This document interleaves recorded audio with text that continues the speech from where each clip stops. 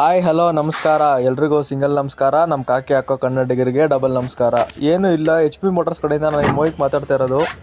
ಒಂದು ರೀಲ್ ಬಿಟ್ಟಿದೆ ಮೊನ್ನೆ, 5,000 ಏನೋ 6,000 ವ್ಯೂಸ್ ಹೋಗೈತೆ. ಒಂದು 100 ಜನ ಲೈಕ್ ಮಾಡಿದ್ದೀರಾ. ಒಳ್ಳೆ ವ್ಯೂಸು ಲೈಕ್ಸು ಬಂದರೆ ರೇಡಿಯೇಟರ್ ಫ್ಯಾನ್ ಡೈರೆಕ್ಟ್ ಮಾಡೋದು ಹೆಂಗೆ ಅಂತ ಹೇಳ್ಕೊಡ್ತೀನಿ ಅಂತ ಹೇಳಿದ್ದೆ. ಈ ವಿಡಿಯೋದಲ್ಲಿ ತೋರಿಸ್ತೀನಿ ನೋಡಿ. ವಿಡಿಯೋ ಕಟ್ ಮಾಡಿದ್ದೀನಿ, ಯಾಕಂದರೆ ಅದರ ಟಾರ್ಚ್ ಆನ್ ಮಾಡಿರಲಿಲ್ಲ, ಕಾಣಿಸ್ತಾ ಇರಲಿಲ್ಲ. ಈ ಕಡೆಯಿಂದ ಬಂದು ಲೆಫ್ಟ್ ಸೈಡ್ ಕೂತ್ಕೊಂಡ್ರೆ ಅಲ್ಲೊಂದು ಕ್ಲಿಪ್ ಥರ ಇರುತ್ತೆ.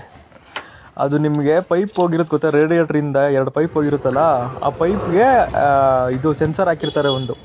ಅಲ್ಲಿ ಕಾಣಿಸ್ತಾ ಇದೆ ನೋಡಿ ಬ್ರೌನ್ ಕಲರು ವಿಡಿಯೋದಲ್ಲಿ, ಅದೇ ಆ ಕ್ಲಿಪ್ಪನ್ನ ತೆಗೆದುಬಿಟ್ರೆ ನೋಡಿ, ತೆಗಿತೀನಿ ಇದರಲ್ಲಿ.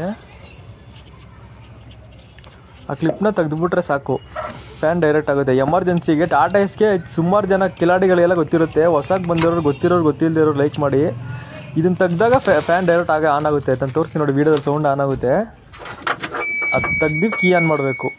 ಕೀ ಆಫ್ ಮಾಡ್ಬಿಟ್ಟು ತೆಗೀರಿ. ಕೀ ಆನ್ ಮಾಡಿದ್ರೆ ಸ್ಪಾರ್ಕ್ ಏರ್ ಕಾಯಿ ಸುಮ್ಮನೆ ಯಾಕೆ ಹೆಚ್ಚು ಕಮ್ಮಿ ಆಗುತ್ತೆ ನೋಡಿ. ತೆಗ್ದಾಗ ಫ್ಯಾನ್ ಆನ್ ಆಗುತ್ತೆ, ಡೈರೆಕ್ಟ್ ಫ್ಯಾನು.